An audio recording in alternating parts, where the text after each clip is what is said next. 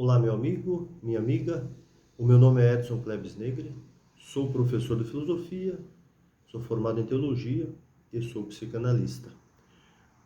No dia 29 de agosto de 2021, liturgicamente, a Igreja Católica retomou a sua liturgia a partir do Evangelho de Marcos.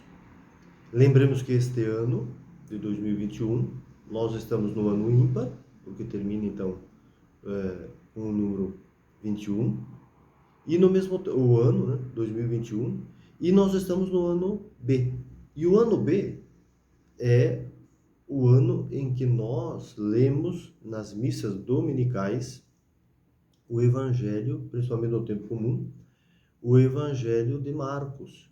Mas já nós estávamos há 5 domingos estudando, lendo, refletindo, meditando sobre o Evangelho de João. E é interessante que o Evangelho de João, principalmente o capítulo 6, que fala sobre o pão, ele é inserido no período ou no tempo em que nós estamos meditando, lendo, estudando, nos aprofundando sobre o Evangelho de Marcos. Porque o Evangelho de Marcos, ele é o primeiro escrito de evangelho a ser elaborado ou a ser produzido por um evangelista ou por uma comunidade que escreve sobre Jesus ou escreve relatos sobre a vida de Jesus. Como ele então é muito pequeno, somente 16 capítulos, foi preciso que nós, os biblistas, né, nós pudéssemos então colocar, nós cristãos e cristãs, colocássemos dentro desse momento, podemos dizer assim, litúrgico, que vai somando dia após dia, ou domingo após domingo, os textos do Evangelho de João, para que nós pudéssemos, então, dar continuidade e conseguirmos chegar ao final do 34º domingo ou semana do tempo comum, já que o tempo comum são 34 semanas. E é importante que esse retorno, ele é um retorno colocado dentro deste caminho, que é o itinerário, podemos dizer assim, litúrgico, para nós compreendermos a vida de Jesus junto com o seu povo. É muito importante, é muito profundo nós percebermos este olhar ou esta sensibilidade de Jesus no texto de hoje, escrito ou produzido pela comunidade de Marcos. Se antes a este texto nós tínhamos então o Evangelho de João falando do pão, e os 5 domingos falava eu sou o pão, Jesus falando eu sou o pão. Agora nós vamos encontrar no texto de hoje a preocupação dos fariseus e doutores da lei, e é a pergunta que eles fazem a Jesus. Na verdade, não é uma simples pergunta, é um questionamento. Que eles vão, então, perguntar como que os discípulos de Jesus não lavam as mãos ao comerem o pão. É claro que este texto é um escrito feito ou elaborado para a comunidade de Marcos, que não é uma comunidade escrita para os judeus. Ou melhor dizendo, não é um texto que a comunidade escreve para a comunidade de Mateus, que a comunidade de Mateus é uma comunidade judaica, que nós vemos então nos dias da semana, ou estamos vendo nos dias da semana. Mas o domingo é um texto de Marcos. Como Marcos escreveu para a comunidade fora do judaísmo, então é outra cultura, é outra concepção, são outros, podemos dizer assim, os estilos de vida. E Marcos está ali colocando algo interessante, porque os fariseus, os doutores da lei, no texto de Marcos, eles estão dentro, podemos dizer assim, da cultura ou dentro da concepção dos povos ou do povo, mas provavelmente os povos em que Marcos está escrevendo. Muitos escritores, muitos estudiosos do campo da teologia bíblica ou biblistas vão dizer que Marcos escreveu o seu texto, o seu evangelho, para as comunidades romanas. Então aqui nós podemos ver que os romanos tinham, sem dúvidas, uma pluralidade de culturas. Porque se nós falarmos sobre Roma, nós temos que entender que toda a Ásia estava conquistada pelo Império Romano.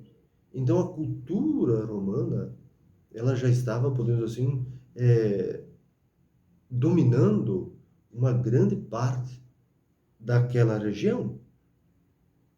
E os povos que eram dominados pelos romanos provavelmente iam absorvendo esta cultura romana. Mas as comunidades também estão dentro dessa cultura romana. E como então o escritor ou a comunidade escritora vai se adaptando e no mesmo tempo vai ilustrando um ensinamento de Jesus que não seja aquele ensinamento judaico, mosaico, mais do que mosaico, farisaico. Farisaico no sentido de ficar uma fé restrita e submergida aos costumes do Levítico, que é o livro lá do Antigo Testamento, o terceiro livro do Pentateuco, que é colocada dentro do puro e do impuro. A fé, ela é pautada pelo puro e o impuro. Quase todo esse livro, o livro dos Levíticos, é colocado como questão ou como questionamento se a fé ela está andando pelo viés da pureza ou da impureza. Mas o mais importante aqui para nós, na condição de cristãos e cristãs, é percebermos que Jesus não está preocupado e nem se ocupa na sua missão com essas questões. Porque se Jesus se preocupasse com o puro e o impuro, ele estaria dando continuidade à fé e à religião dos fariseus e doutores da lei. Como Jesus não é nem fariseu e nem doutor da lei, e tem autonomia na sua mensagem, no seu ensinamento, então Jesus supera até mesmo aquilo que os fariseus disseram sobre Deus, sobre a religião, sobre os mandamentos e sobre os preceitos. Ouçamos o texto de hoje. Marcos, capítulo 7, versículos de 1 a 8. Aí pulemos lá para o versículo 14 e lemos também o 15. Pulemos para o versículo 21 até o 23. Aqui, para que nós possamos entender de uma forma mais íntegra o que o texto está querendo dizer na sua profundidade, na sua grandeza, é importante que leiamos o capítulo 7, versículo 1 até o 23. Que não façamos esses saltos que o texto de hoje, dentro da liturgia, fez. Sem dúvidas, nós vamos entender melhor se nós incrementarmos no nosso texto os versículos 9 a 13 e os versículos 16 a 20, que eles foram cortados liturgicamente. Leiamos por inteiro, porque aí nós vamos entender de uma forma muito mais interessante o questionamento que Jesus devolveu ao questionamento que ele recebeu dos fariseus e doutores da lei. Aí fica mais interessante a leitura, fica mais interessante esse diálogo de Jesus com os fariseus e doutores da lei. Aí também nós vamos conhecer a grandiosidade de espírito e de sabedoria de Jesus. Nós vamos ver o quanto que Jesus está por dentro da fé e daquilo que os fariseus e doutores da lei estão tentando pegar Jesus, ou seja, estão tentando pôr Jesus à prova e querem colocar Jesus também dentro da contradição, ou de uma contradição. Mas o que nós perceberemos é um Jesus que age com coerência. Atitude que os fariseus e doutores da lei não têm. Coerência. Eles falam algo, conhecem teoricamente a Sagrada Escritura, conhecem as leis ou os preceitos judaicos, mas eles não vivem aquilo que estão cobrando de Jesus. Jesus fala aquilo que vive, vive aquilo que fala. Por isso que a alternativa, é claro que não é uma alternativa, mas é uma maneira de falar, é uma força da expressão. O que sobrou para os fariseus e doutores da lei é no percurso dos evangelhos, nós vamos ver isso, ou nós vamos encontrando isso, é que eles vão buscar de todos os tipos, de todos os jeitos, maneiras, justificar e comprovar uma falsa justificativa para eliminar Jesus. E eles o farão. Porque não conseguem encontrar uma contradição.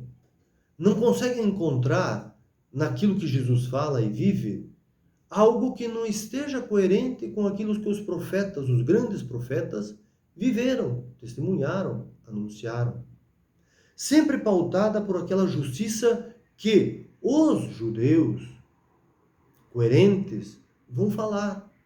Uma justiça que realmente traga humanidade, traga fraternidade, traga partilha, traga sensibilidade, traga, acima de tudo, condição para que o povo viva sem ser escravizado. Porque sabemos que no período que os evangelhos estão sendo escritos, e aqui Marcos, Roma já havia destruído Jerusalém. É um momento de turbulência. O imperador Tito havia destruído Jerusalém. Então, até mesmo os próprios líderes, ou as lideranças judaicas, eles também estão perdidas. Por quê? Porque o lugar de expressão, a grande casa, onde aconteciam os sacrifícios, é o templo de Jerusalém. E não só a cidade foi destruída, mas o próprio templo. Por mais que os sumos sacerdotes, ou melhor dizendo, os fariseus e os doutores da lei atuassem nas sinagogas, muitos dos fariseus, doutores da lei, escribas, doutores da lei também são os escribas, eles também são sacerdotes e sumos sacerdotes. Então eles também atuam no templo. E no templo atuam por intermédio do sacrifício. Cobram do povo o sacrifício. E aqui, todas as vezes em que nós vamos ver pureza, impureza, e quando se cobra do povo, e se cobra até mesmo de Jesus, que Jesus está impuro, porque ele comete as atitudes que vão contra os preceitos de pureza, porque ele senta com os impuros, isso segundo a lei dos fariseus e dos doutores da lei. Então eles estão cobrando também para que este povo e o próprio Jesus possam ir até o templo levar um sacrifício. Mas a questão é que Jesus não faz. E o ensinamento que Jesus transmite ao povo é para que o povo não faça também. Porque se o povo começa a entender, compreender e seguir Jesus, os fariseus e doutores da lei vão perdendo o público. E ao perderem público, eles vão perdendo também a autoridade. E eles vão ficar bravos com Jesus. E é por isso que aí eles começam a conjecturar algo para eliminar Jesus. Mas para que a nossa reflexão possa ficar mais entendível, leiamos o texto de hoje, do dia 29 de agosto. Naquele tempo, os fariseus e alguns mestres da lei vieram de Jerusalém e se reuniram em torno de Jesus. Eles viam que alguns dos seus discípulos comiam o pão com as mãos impuras, isto é, sem as terem lavado. Com efeito, os fariseus e todos os judeus só comem depois de lavar bem as mãos, seguindo a tradição recebida dos judeus. Ao voltar da praça, eles não comem sem tomar banho e seguem muitos outros costumes que receberam por tradição. A maneira certa de lavar copos, jarras e vasilhas de cobre. Os fariseus e os mestres da lei perguntaram então a Jesus: por que os teus discípulos não seguem a tradição dos antigos, mas comem o pão sem lavar as mãos? Jesus respondeu: bem, profetizou Isaías a vosso respeito, hipócritas, como está escrito: esse povo me honra com os lábios, mas seu coração está longe de mim. De nada adianta o culto que me prestam, pois as doutrinas que ensinam são preceitos humanos. Vós abandonais o mandamento de Deus para seguir a tradição dos homens. Em seguida, Jesus chamou a multidão para perto de si e disse: escutai todos e compreendei. O que torna impuro o homem não é o que entra nele vindo de fora, mas o que sai de seu interior. Pois é de dentro do coração humano que saem as más intenções, moralidades, roubos, assassínios, adultérios, ambições desmedidas, maldades, fraudes, devassidão, inveja, calúnia, orgulho, falta de juízo. Todas essas coisas más saem de dentro e são elas que tornam impuro o homem. Meus amigos e minhas amigas, vejamos como Jesus é destemido ao falar com os fariseus e doutores da lei. É interessante que o texto não é muito diferente daquilo que nós vemos muitas vezes dentro dos nossos palácios, dentro das nossas instituições religiosas. Muitas vezes também se preocupa com as vasilhas ou os vasilhames para a celebração, e aqui trazendo dentro da nossa realidade de fé cristã católica. Quantas vezes muitos dos nossos líderes ou das nossas lideranças estão muito mais preocupadas em celebrar presas nos vasilhames de cobre, ouro, prata, douradas ou bordadas com diamante. Muito mais preocupados com a celebração em si, com aquilo que é a celebração, um convite para nós discernirmos também sobre a nossa realidade. Temos que fazer isso, porque se nós não fizermos isso, nós vamos compactuar com aquilo que os fariseus e doutores da lei faziam. E quando Jesus coloca essas questões, e incisivamente, essas questões como atitudes más, e Jesus vai dizer que é de dentro do coração humano que saem as más intenções, imoralidades, roubos, assassínios, adultérios, ambições desmedidas, maldades, fraudes, devassidão, inveja, calúnia, orgulho, falta de juízo. Meus amigos e amigas, Jesus não está falando para o povo como praticante. Jesus está falando diretamente aos fariseus e também doutores da lei. Aquela partezinha que ficou fora, e se nós lermos do capítulo 9 até o versículo 13, Jesus vai acentuar, ou seja, vai lembrar aos fariseus e doutores da lei uma lei que se chama Corban. A palavra corban é uma palavra do aramaico, que talvez na época de Jesus era uma língua pouca falada, ou poucas pessoas sabiam ainda este dialeto, o idioma. E a palavra corban significa oferta. Porque segundo aquele tempo de Jesus, os filhos, eles podiam ofertar, ou seja, consagrar a propriedade dos pais e das mães, ao templo. E eles ganhavam alguns benefícios, esses filhos. Olha que interessante. Mas a lei judaica, ela proibia, era ao contrário. O filho, a filha, devia honrar o pai e a mãe. Mas os fariseus e os doutores da lei conseguiram perverter esta lei. Olha que interessante. E quando então o filho ofertava a propriedade do pai, os pais ficavam desamparados.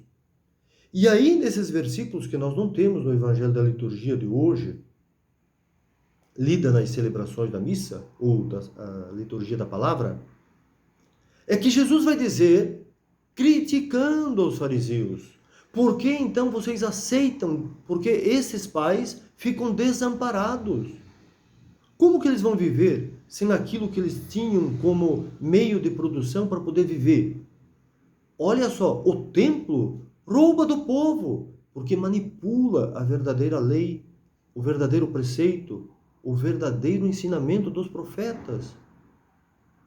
E até mesmo de Moisés, ou do povo, das tribos. Não precisa nem ser de Moisés, porque ali nós temos já os 10 mandamentos que ajudavam a regulamentar a convivência mínima do povo. Lembremos, se não é para vender aquilo que o pai e a mãe produz, ou seja, tem como propriedade, e aqui os filhos ganham essa autorização segundo a interpretação falsa, manipuladora dos fariseus e doutores da lei, que entendiam de lei. Eles eram os legisladores também da época e os responsáveis em falar, refletir, ensinar a Sagrada Escritura. Porque se nós lermos o Êxodo, o livro do Êxodo, capítulo 17, versículo 1 até o versículo também 17, nós vamos encontrar que ali nós temos o 4º mandamento, amar o pai e a mãe, ou honrar o pai e a mãe. E por que agora, tempos depois, os fariseus e doutores da lei estão utilizando esse mandamento, essa lei, para prejudicar os pais e as mães, ou seja, colocar o filho e a filha contra o pai e a mãe. Aqui principalmente o filho homem, porque ele que tinha a autoridade de herança com a morte do pai.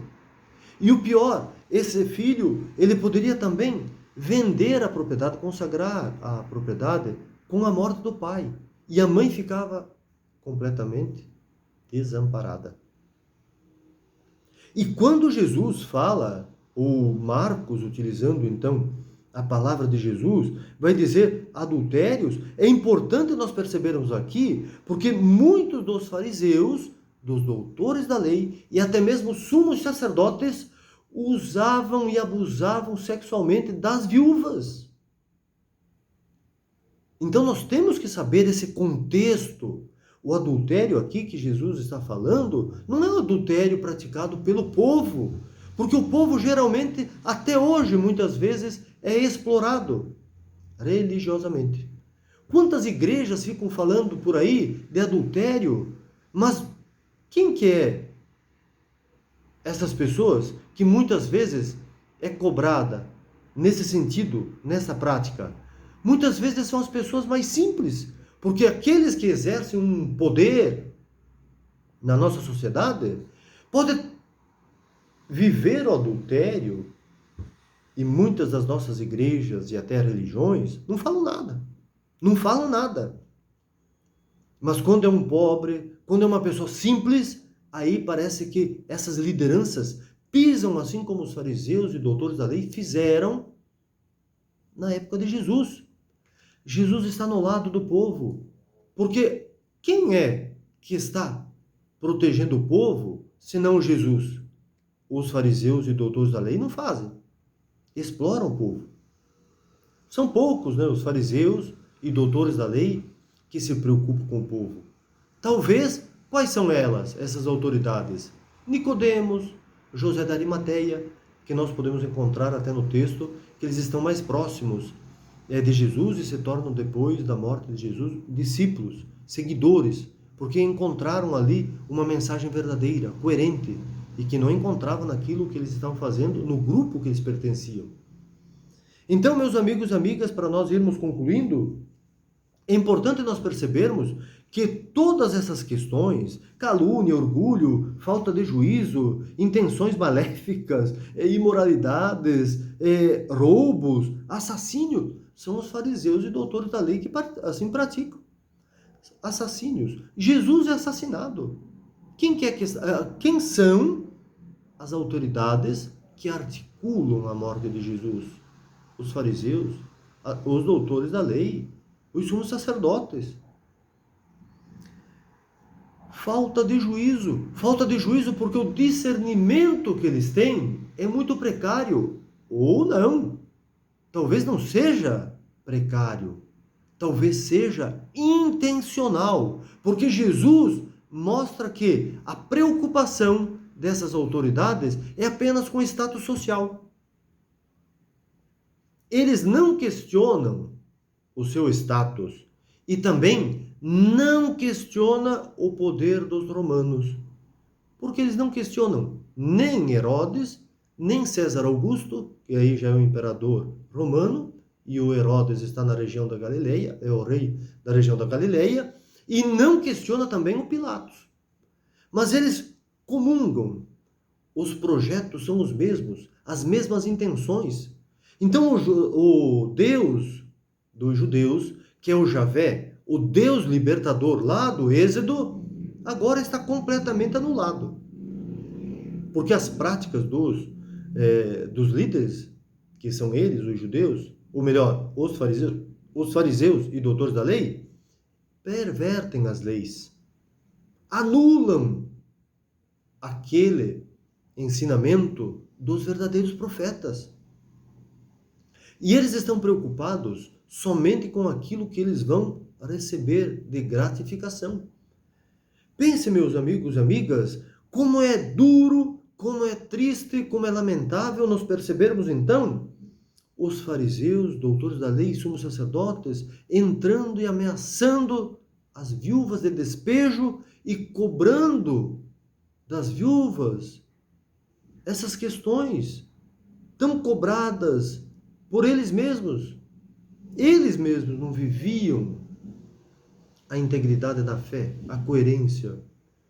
Pensemos como era duro, então, como foi falado, a partir do momento que eles entravam nas casas das viúvas e elas eram obrigadas a ter relações sexuais mesmo com elas, para que elas não pudessem viver na marginalidade, na marginalidade aqui que eu digo, porque elas perdiam tudo. Eles podiam tirar tudo da viúva quando ela não tinha um filho, e até mesmo quando então esse filho consagrava por Corbã a propriedade ao templo, em vez do filho cuidar da mãe. Porque uma mãe sem um filho, homem, ela perdia o direito. É aquilo que nós já comentamos em outros vídeos. Por que Jesus vai deixar a sua mãe nas mãos ou aos cuidados de João?